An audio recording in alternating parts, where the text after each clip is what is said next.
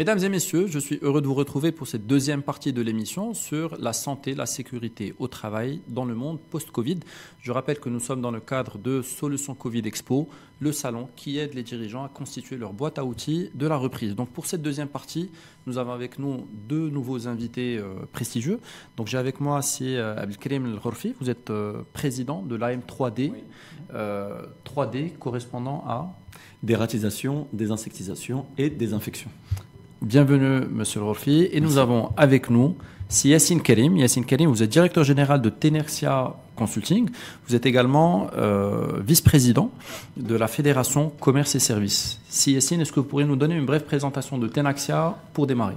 Ok, merci Hicham pour votre invitation. Très heureux de participer à un salon Solutions Covid. Je tiens à vous féliciter, Hicham, d'avoir être vraiment créatif et avoir le courage pour organiser un salon pendant cette conjoncture. Et voilà, c'est un salon qui crée le débat aujourd'hui autour des thèmes très intéressants. Alors, par rapport à Tenerxia, c'est un cabinet de conseil qui a un business model très simple. Nous avons mis au centre de notre modèle économique le KHSE, la qualité, sécurité, environnement. Et autour de ça, nous avons de l'expertise en termes d'accompagnement pour accompagner les entreprises dans leur démarche de la qualité pour tout ce qui est satisfaction client, organisation et développement de leur croissance, leur compétitivité.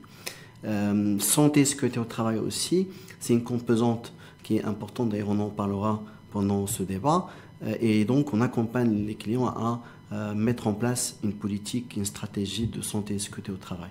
Et également tout le volet environnement. Donc ça c'est le volet accompagnement.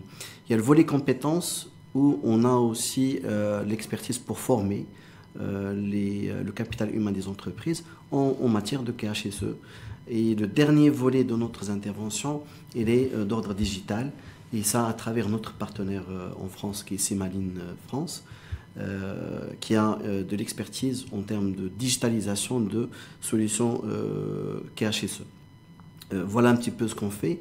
Donc, nous intervenons dans des TPE, PME, comme des grandes entreprises, dans différents secteurs d'activité. On est très ravis d'être là avec vous dans la solution. Vous êtes le bienvenu. Alors, si Yassine Karim, nous parlons de santé et sécurité au travail. La première question qui nous vient à l'esprit, est-ce qu'il y a un cadre réglementaire aujourd'hui pour le volet santé-sécurité au travail? Absolument. Il y a un cadre réglementaire qui existe déjà. Et le premier cadre réglementaire, c'est le Code de travail. Dans le Code de travail, il y a un article 24 et 281 qui parle de la santé et sécurité au travail. Et donc, le dirigeant d'entreprise assume la responsabilité de mettre en place et assurer tous les moyens nécessaires pour préserver la santé des employés à travers la mise à disposition des moyens nécessaires et à travers, je dirais, la mise à disposition des équipements nécessaires pour préserver leur santé. Je peux donner un exemple très simple pour clarifier ça. La réglementation oblige à ce que les entreprises ont des médecins de travail. Maintenant, le médecin de travail doit faire des visites médicales à tous les employés d'une manière périodique pour s'assurer que tous les employés sont en bonne santé. Également, on peut même aller plus loin en termes de réglementation par rapport à la santé et sécurité au travail. C'est une responsabilité pénale. Ça veut dire que le dirigeant d'entreprise est responsable pénalement. Il doit, encore une fois, assurer les moyens nécessaires. C'est une responsabilité pénale du dirigeant c'est clair. Quant aux actions qu'il doit prendre pour protéger en fait, la santé de ses collaborateurs. C'est clair. Je peux donner un exemple très simple. Aujourd'hui, dans l'entreprise, il y a un risque, je dirais, d'incendie dans l'entreprise, ou un risque d'avoir un accident d'une personne qui peut s'évanouir dans l'entreprise. La loi exige à ce que le dirigeant d'entreprise forme une équipe de secouristes en interne. Ça, c'est quelque chose qui existe déjà et qui doit exister. Alors que ce n'est pas forcément le cas dans la c'est pas majorité des systématique. entreprises. C'est pas systématique. Ça veut dire que légalement, chaque entreprise doit avoir une équipe d'intervention formée et a les compétences techniques pour intervenir lorsqu'il y a un accident, lorsqu'il y a quelqu'un pour faire ce qu'on appelle les premières interventions pour les secouristes. Également, par rapport à tout ce qui est incendie, le dirigeant d'entreprise doit mettre en place tous les équipements nécessaires pour la protection contre incendie. Et il doit former une équipe, ce qu'on appelle les équipes première intervention, pour intervenir lorsqu'il y a un incident en termes d'incendie. Ça, c'est légal. Donc, en fait, maintenant, en quoi la responsabilité elle est pénale? Si demain on a un incendie, et on prouve que le dirigeant d'entreprise n'a pas mis en place les moyens nécessaires, la responsabilité elle est pénale. Comme ça a déjà été le cas par le passé. Par le passé, des exemples que je pense qui est connu, comme le cas il y a 12 ans, je pense, le cas de Rosamour, textile, qui a eu un incendie et il n'y avait pas d'escalier de secours, il n'y avait pas aucun dispositif, et donc la responsabilité. En fait, il y a une vraie politique santé, sécurité au travail à mettre en place. Je vais revenir vers vous dans un instant, si Yacine. Je me tourne vers vous, monsieur Le Refet. Est-ce que dans votre métier à vous, dans le métier de la désinfection, est-ce qu'il y a un cadre réglementaire particulier pour rester dans le cadre réglementaire, sans jeu de mots? Alors, il y a un vide sanitaire, il y a un vide juridique. Actuellement, pour être plus précis, les produits qui sont utilisés par les professionnels de la lutte contre les nuisibles, donc tout ce qui caractérise un risque nuisible, ça peut être un rongeur, ça peut être un insecte, ça peut être un pigeon dans une industrie alimentaire, ça peut être effectivement également le cas des virus. Donc, nos spécialistes faisaient déjà de la désinfection bien avant le cas du Covid, l'émergence de la crise sanitaire. Donc, les produits qui sont utilisés, eux, sont encadrés par la loi. Donc, soit pour les désinfectants qui touchent à l'élevage ou à l'agroalimentaire, c'est l'ANSA. Le produit est encadré. Il y a un encadrement, il y a une base légale qui encadre le produit, d'accord. Il y a, sur certains produits, c'est pas le cas, mais si on prend le gel hydroalcoolique qu'on utilise tous les jours, c'est la DMP, c'est la direction du médicament au Maroc, qui encadre le produit. C'est ce qu'on appelle généralement du biocide ou alors du produit de désinfection humaine. Par contre, la difficulté, c'est là où ça peut se révéler dramatique, c'est qu'il n'y a aucune loi, aucun cadre, aucune accréditation concernant la personne morale ou le spécialiste, ou le pseudo-spécialiste qui doit appliquer et mettre en œuvre le produit. Puisque si vous prenez le cas de nombreuses entreprises, que ce soit en désinfection, en désinsectisation, dératisation, la plupart du temps, il y a une délégation du service. On transmet la responsabilité et on demande à cette personne de nous donner une traçabilité, puis qu'on va intégrer après dans tout un tas de circuits de qualité. Et là, il n'y a rien. C'est un vide juridique. C'est-à-dire que moi, aujourd'hui, je suis coursier, plombier, ce que vous voulez. Demain, je monte une entreprise avec un capital minier, mais je me lance et puis j'achète des produits.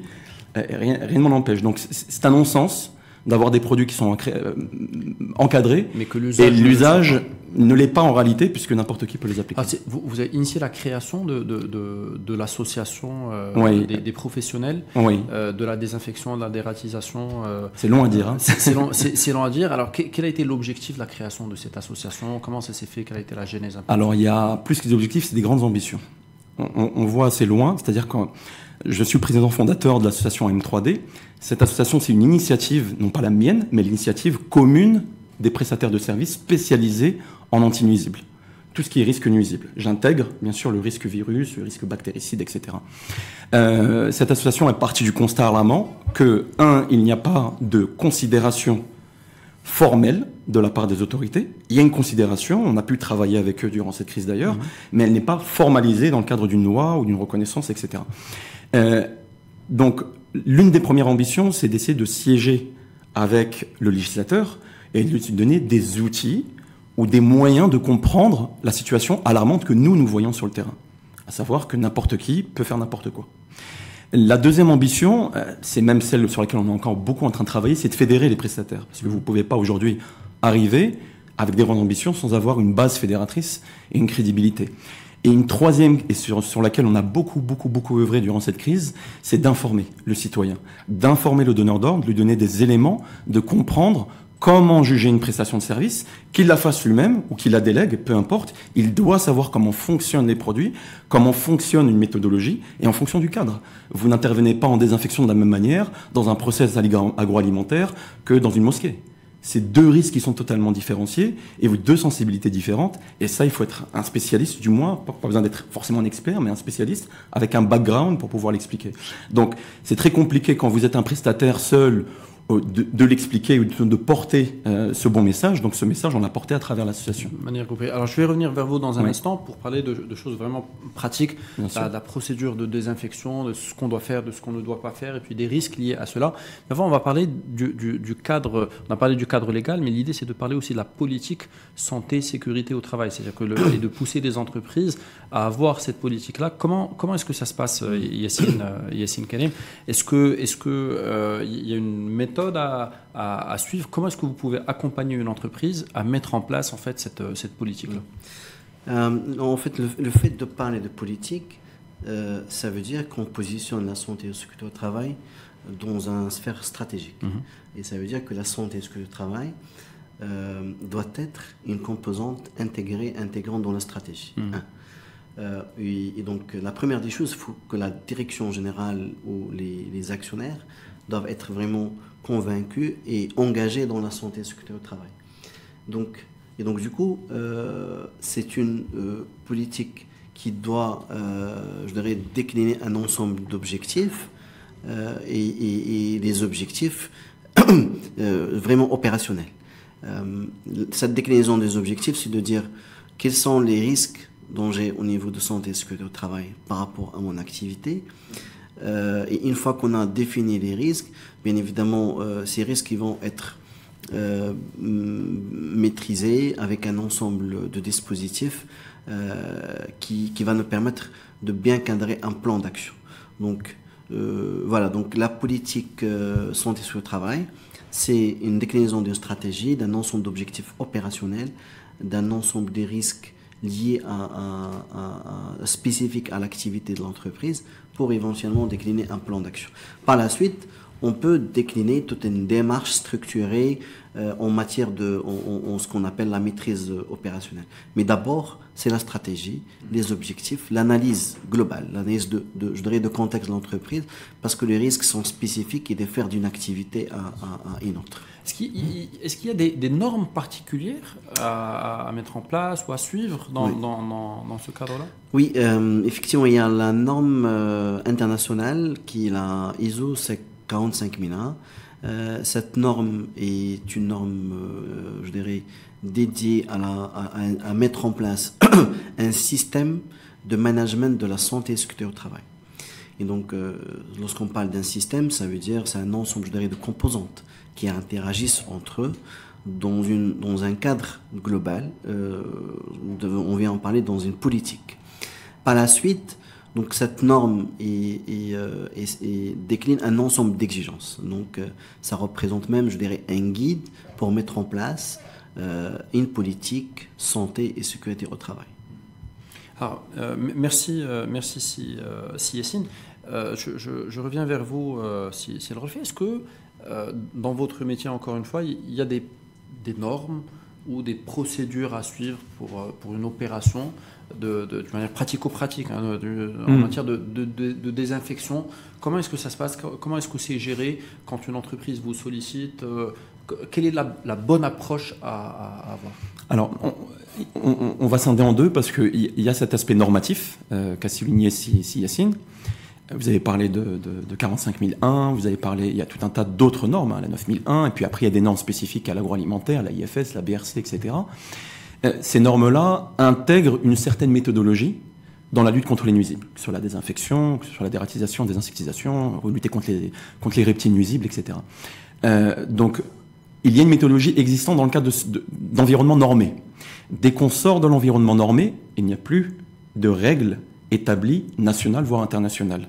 Et nous, en tant qu'association, nous essayons de donner un cadre technique, vu l'absence de cadre légal. On essaie de donner ce cadre technique.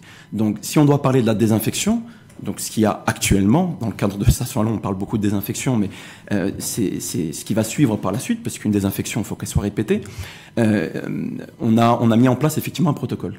Et ce protocole technique sert à donner un cadre de suivi logique d'une prestation de l'étape 1 à l'étape 6, et voilà ce que je dois faire, ce que je dois mettre en place, ce que je dois... en tant que donneur d'ordre, je reçois le protocole, on a été contacté par des industriels. En leur fournissant le protocole, ils ont un moyen de juger s'ils ont affaire à un prestataire ou s'ils ont affaire à une désinfection importante, parce que l'affaire, elle est quand même grave. Le protocole en question, 6 étapes, est-ce qu'on peut rappeler? Je vais le résumer, c'est que premier point, c'est déjà le nettoyage. Ça part vraiment d'un point essentiel, c'est-à-dire qu'on ne peut pas désinfecter ce qui n'est pas nettoyé. Le nettoyage sert à décoller la saleté, sert à évacuer ce qui est visuellement sale, mais ne décontamine pas, ne tue pas les microbes, ne tue pas les bactéries, ne tue pas les virus. Donc une fois qu'on a une surface propre, et que le nettoyage est fait, en interne ou via un prestataire, donc ça demande déjà de la coordination, là on passe à une étape de désinfection. Cette désinfection passe par le choix d'un produit, et par le choix surtout d'une méthode.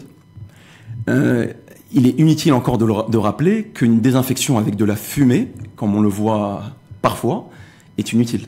Oui, d'ailleurs, on peut se poser la question sur les risques liés à des méthodes qui sont utilisées et qui peuvent paraître des fois un peu inquiétantes. C'est-à-dire, moi, profane que je suis dans la matière, donc quand je vois de la fumée sortir de partout, dans des grandes surfaces par exemple, on peut se poser la question, est-ce que c'est dangereux, pas dangereux? Est-ce qu'un enfant qui touche après la surface en question, est-ce qu'il prend des risques? Voilà. Est-ce que ces risques-là sont déjà définis Oui, nous on a préconisé deux choses sur la désinfection. C'est de rester sur un mouillage, de ne pas aller sur une désinfection sèche, puisque la fumée par densité, elle ne va pas sur les surfaces qui sont en bas. Si on devait désinfecter cette table, si je faisais une fumée, vous verrez que rapidement la fumée elle va monter et après elle va stocker au niveau du plafond. Je ne pense pas que le plafond c'est un point de contact pour les mains qu'on va porter après au visage. Donc le risque ne se situe pas là. Donc comme le disait Yacine, avant tout c'est gérer le risque et d'identifier le risque où il se trouve. Donc sur cette salle, je vais estimer le micro, je vais estimer que le mug, je vais estimer que la table, et je vais estimer que mon stylo, je vais estimer que la poignée de porte sont des endroits désinfectés. À partir du moment où j'ai identifié ces risques-là, je mets en place un moyen. Est-ce que c'est préférable que je vienne avec un microfibre et que j'essuie, ou alors c'est préférable que je vienne avec un pulvérisateur, ou alors est-ce que j'ai une grande surface et là je vais mettre un atomiseur? Donc c'est une question d'application, donc il y a plusieurs méthodes, d'accord? Mais d'une manière générale, ça tous les experts le disent, en passant de l'OMS jusqu'aux experts nationaux, qu'il faut aller sur une humidification des surfaces, puisque le virus a besoin d'un temps de contact. Le temps de contact, c'est que le désinfectant doit rester un certain temps en contact avec la bactérie, le virus, en l'occurrence ce virus enveloppé qui est celui du SARS-CoV-2, du coronavirus, pour pouvoir démanteler la membrane et donc inactiver le virus. Très bien. Alors pour rester sur les risques, Yacine, est-ce que vous faites un travail d'identification aussi des risques systématiquement, indépendamment? Là on parle forcément du virus parce que c'est le contexte le veut, mais l'idée c'est d'aller forcément se projeter au-delà de cette période-là et de cette crise qui nous le souhaitons tous, passera rapidement. Comment se fait ce travail d'identification des risques au niveau des on fait toute la démarche est basée sur l'analyse de risque. C'est toute la démarche. La première des choses qu'on fait, c'est une analyse de risque. Et c'est une analyse, je dirais, globale que transverse, liée bien évidemment à l'activité, au process opérationnel. Mais aussi, donc c'est vraiment une analyse de bout en bout. On analyse par rapport aux risques spécifiques à l'activité, on analyse aux risques liés à la nature de la relation externe. Ça veut dire là on va parler de risques liés aux parties prenantes, donc on a toutes les parties prenantes. Donc là je peux identifier par exemple les fournisseurs, les clients, les visiteurs, les partenaires. Et donc du coup, je dois évaluer quel est le risque potentiel en termes je dirais, si on parle de cas de Covid, de contamination, lorsqu'il y a un croisement entre le personnel de l'entreprise et des visiteurs ou les fournisseurs ou autres. Donc aussi, on va aller décortiquer l'activité de l'entreprise je dirais en partie par partie, on va analyser le risque. pour dire quel est le risque potentiel. Parce qu'aujourd'hui, le basique en termes de démarche risque, c'est de dire c'est un risque potentiel. Il n'est pas présent aujourd'hui, mais c'est un risque d'arriver. Ça peut arriver. Ça peut arriver. Une fois que ces risques sont identifiés, c'est pas encore suffisant. C'est bien d'identifier les risques. Mais par la suite, il faut évaluer leur criticité. C'est-à-dire quel est l'impact de ces risques sur mon activité, sur mon personnel. Et donc lorsqu'on est dans une démarche de santé et sécurité au travail, ce qui est très intéressant chez Hicham, c'est qu'on met le capital humain au centre de toute la démarche. Donc, lorsqu'on parle de ISO 9001, on met le client au centre. Lorsqu'on parle de santé et de travail, on met le capital humain au centre et d'analyser tous les risques que nous avons au niveau de notre process qui peut nuire ou toucher la santé des employés. Alors, une fois que... Je termine, donc, une fois qu'on a vraiment analysé ça et on a évalué la criticité, bien évidemment sur une démarche structurée par rapport à un degré de vraisemblance et degré de la probabilité de criticité, c'est à ce moment-là qu'on va mettre le doigt sur les risques les plus critiques. Pourquoi? Pour canaliser des efforts et pour mettre en place les dispositifs nécessaires. Et je peux faire un recoupement avec l'intervention de mon collègue. C'est que si on identifie par exemple que dans une zone de production, il y a un risque, des risques liés à l'hygiène. Donc du coup, on a besoin de faire un nettoyage industriel ou un nettoyage professionnel propre. Et c'est là où il y a des spécialistes qui viennent intervenir. Voilà, donc... Alors, je vais revenir vers vous dans un instant pour parler de la démarche, parce que je pense qu'il y a une démarche à mettre en place, mais toujours pour rester sur les risques, parce que je pense que c'est l'une des choses qui peut intéresser le plus les personnes qui nous suivent. Oui. Concrètement, quels sont les risques aujourd'hui qui sont liés déjà à une désinfection qui est mal faite, mais au-delà même du contexte actuel et du virus que l'humanité combat en cette période, est-ce qu'il y a d'autres risques qu'on peut imaginer? Parce que là, on a découvert, du jour au lendemain, on a découvert une maladie qui s'est transformée en pandémie, mais on n'est pas à l'abri d'autres risques qui existaient déjà auparavant.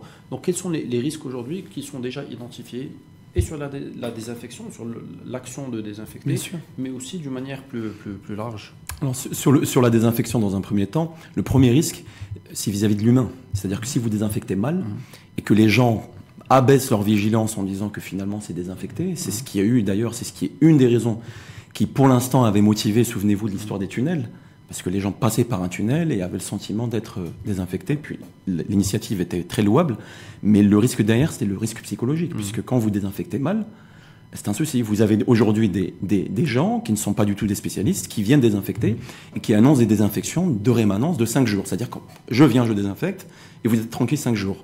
Une désinfection, aussi efficace soit-elle, elle ne va pas dépasser les 2 heures d'efficacité. Donc ça veut dire que vous devez, pour gérer ce risque-là, le passé, mais vous faites ce qu'on appelle quasiment un point zéro. C'est ce qu'on appelle, nous, dans le jargon technique, c'est faire quasiment un point zéro. Pas totalement, c'est pour ça que j'insiste sur le quasi. Et donc qu'on abaisse le risque microbien à un seuil qui est, voire...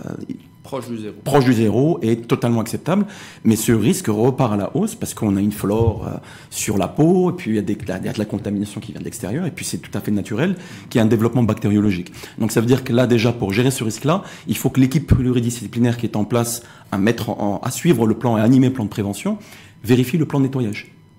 Il faut qu'elle vérifie le plan de nettoyage et le plan de désinfection qui est en place dans l'entreprise, et il faut qu'elle vérifie son application par les spécialistes qui sont là. Deuxième risque de la désinfection que beaucoup ont connu, c'est des taches, c'est des supports qui sont dégradés. Pourquoi? Parce qu'on va mettre n'importe quoi. On va mettre sur du textile, on va mettre des acides peracétiques par exemple, on va mettre du peroxyde, on va mettre des choses de ce type-là alors que c'est dédié sur des surfaces dures. Troisième risque, c'est de désinfecter ce qui n'a pas lieu d'être. Et donc contamination pour l'environnement. Alors il y a eu cette histoire de désinfection des rues par exemple. On sait tous qu'il y a effectivement un risque qui est, soit selon nous en tout cas minime, mais qui a eu cette volonté de rassurer la population. C'est ce qui s'est passé dans les plusieurs villes d'Europe, c'est pas propre en tout cas au Maroc. Donc les risques au niveau des infections, ils sont nombreux quand le produit est mal appliqué. Et puis vous avez également, vu que il y a un encadrement qui est assez limité, comme on l'a expliqué, il y a le risque d'utiliser des produits qui sont cancérigènes, mutagènes, reprotoxiques, ce qu'on appelle nous des CMR. Par exemple le formol. Le formol aujourd'hui, c'est un cancérigène probable. On trouve aujourd'hui du formol qui est envoyé en pulvérisation dans des lieux où il y a du public. Pour répondre à votre deuxième partie de votre question, c'était sur les risques autres. Alors nous, il y a 2 semaines, on a fait un communiqué pour tout de suite alerter et porter les gens sur les autres risques qui existent, sur tout ce qui est maladies zoonotiques. Si on reprend le cas du coronavirus, si on remonte la chaîne probable, pas certaine, mais probable de contamination, on a parlé du pangolin, mais on sait qu'il y a un risque autour de la chauve-souris. Donc il y a toujours un animal avec des hôtes intermédiaires avant d'arriver à l'homme. Ça existe sur d'autres choses, et c'est notre métier, c'est par exemple les rongeurs. Sur les rongeurs, vous avez des maladies, et il y a des maladies qui sont en croissance en Europe, et y compris au Maroc. Qui peuvent être mortelles aussi. Et qui peuvent être mortelles au niveau hépatique, au niveau ce que vous voulez. C'est le cas de la leptospirose, qui est lié à l'urine des rongeurs. Et ça, les rongeurs, vous les laissez proliférer. C'est un souci. C'est pour ça qu'on s'est battu contre le fait de dire que des industriels puissent défendre le fait que non, le spécialiste, vous venez, vous nous faites la désinfection, mais la désinsectisation ou la dératisation que vous aviez l'habitude de faire, vous êtes gentil, vous la laissez pour plus tard. Le risque est équivalent. Je veux dire, vous laissez proliférer des insectes nuisibles. Vous avez le cas de la puce, vous avez le cas de la leishmaniose qui est très connu au Maroc, qui vient des phlébotomes. C'est un insecte volant. Donc, des maladies zoonotiques, donc qui ont un caractère zoonotique, c'est-à-dire qui viennent du monde animal et portées à l'homme. Il y en a d'autres. Et donc, très rapidement, nous, on a alerté les donneurs d'ordre qui reçoivent du public sur le risque porté si on devait privilégier la désinfection et minimiser la lutte contre les autres nuisibles. Merci infiniment, c'est Al-Karim Jolfi. Je reviens vers vous, si Yassine. Alors, on a traité le point des risques. Maintenant, concrètement, comment on met en place une démarche de santé, sécurité au travail? Quelle est la démarche à suivre? Quelles sont les étapes à suivre pour une entreprise aujourd'hui qui veut être responsable et gérer les risques? Comment procéder? Alors, une fois que les risques sont identifiés, évalués, on décline ce qu'on appelle un programme SST. C'est le programme de santé et sécurité au travail. Dans le programme, on a un ensemble, je dirais, de dispositifs à mettre en place. Je peux donner un exemple très simple et qui est basique, et je vais faire le lien avec Covid-19. C'est un des dispositifs. D'ailleurs, de l'analyse par rapport à l'activité, on va identifier que le personnel doit porter des équipements de protection individuelle, les EPI. D'accord? Que ce soit s'il est exposé à un risque de chute de produits, donc c'est des casques. Si il est exposé à des lumières ou des lumières, il faut qu'il porte des lunettes. Donc c'est des équipes de protection individuelle. Tout dépend bien évidemment, je dirais, de l'activité. Par rapport à je dirais, le Covid-19, il y a d'autres équipements de protection qui ont été rajoutés par rapport au port de masques, les utilisations, je dirais, des produits de désinfectants. Et donc c'est de nouvelles pratiques qu'on a développées à travers l'analyse de risques liés au Covid. Donc c'est vraiment spécifique.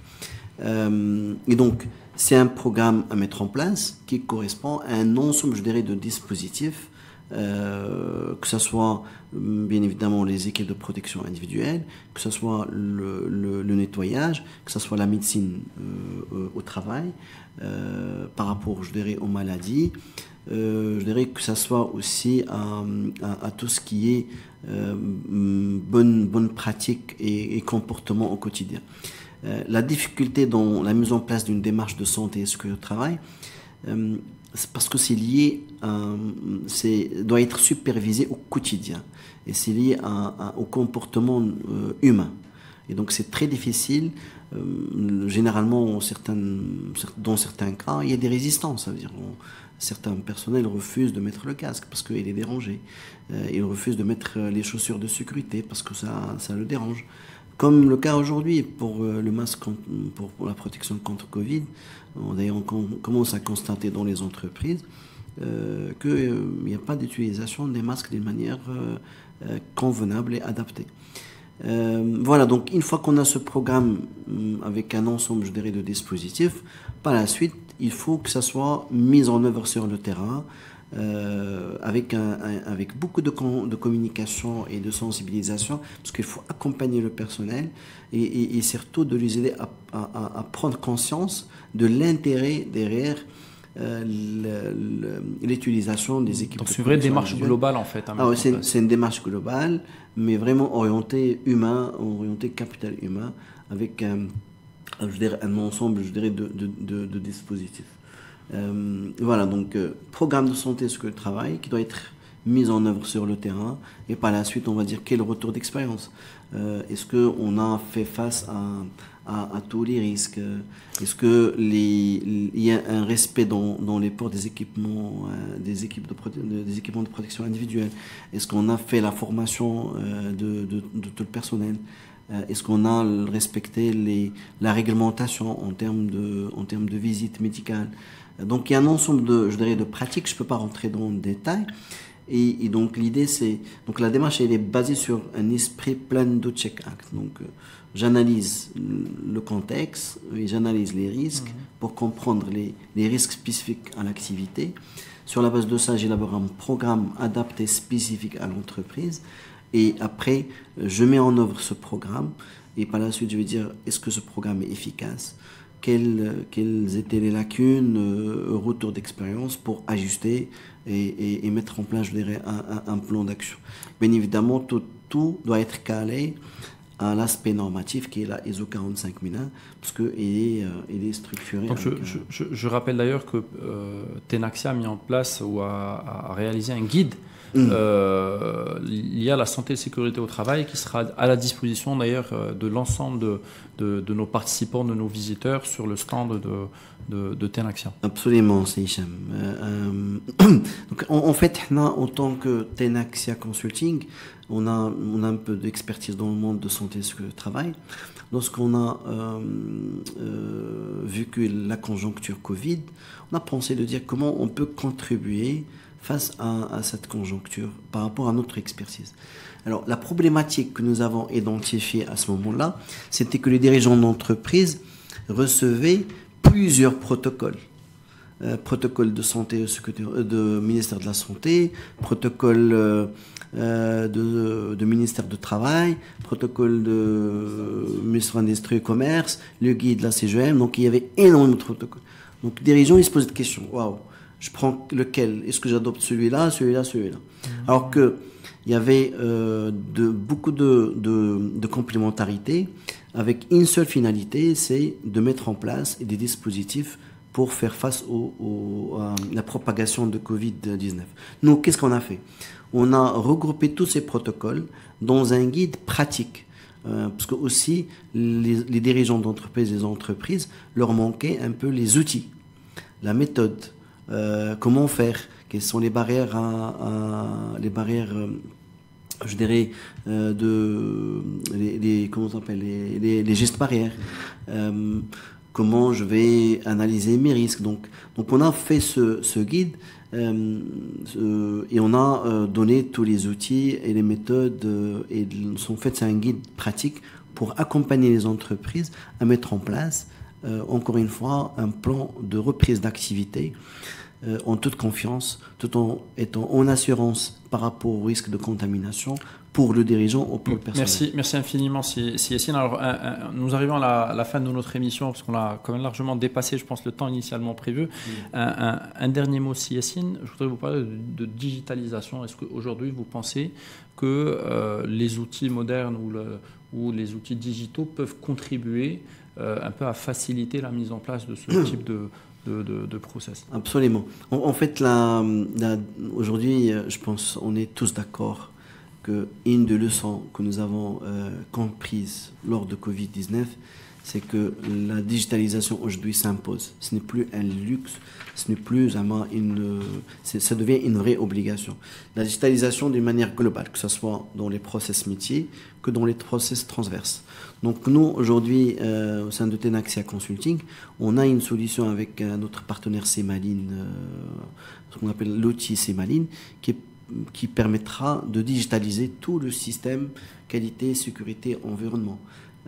Aujourd'hui, la digitalisation permet l'optimisation de temps, de l'énergie, assurer la fiabilité des données, permettre de piloter son système, soit qualité ou la santé sur le travail d'une manière plus adaptée, assurer une remontée d'informations en temps réel.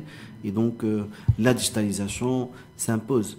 Même dans la santé et la sécurité au travail, la digitalisation permet d'enregistrer... Ça devient transversal.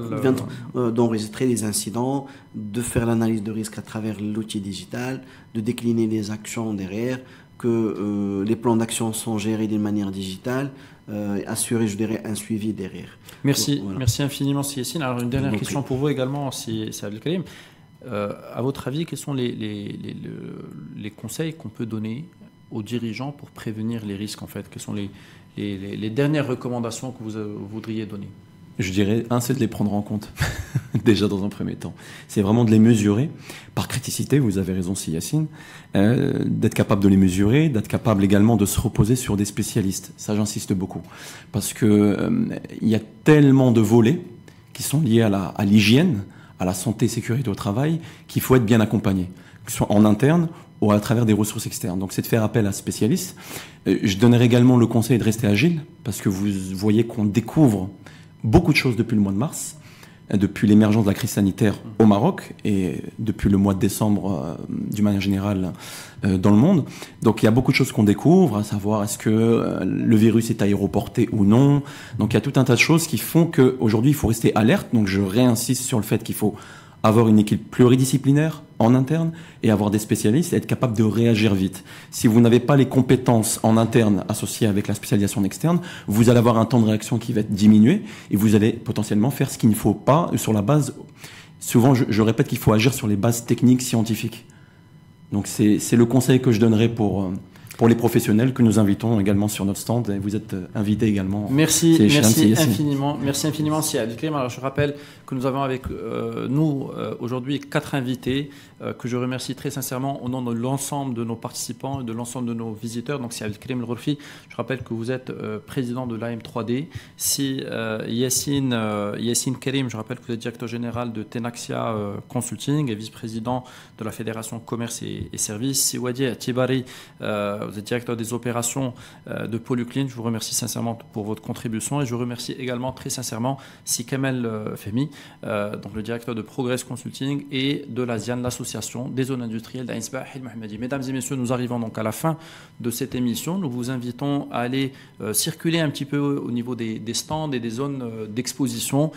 N'hésitez pas à échanger, interagir avec les experts qui sont en ligne pour vous, à votre disposition. Vous avez la possibilité donc soit d'avoir un échange instantané par messagerie, vous pouvez lancer une visioconférence, récupérer des catalogues, des guides comme c'est le cas pour Tenaxia ou voir des vidéos. Nous sommes à votre disposition et encore bonne visite. Merci mesdames et messieurs.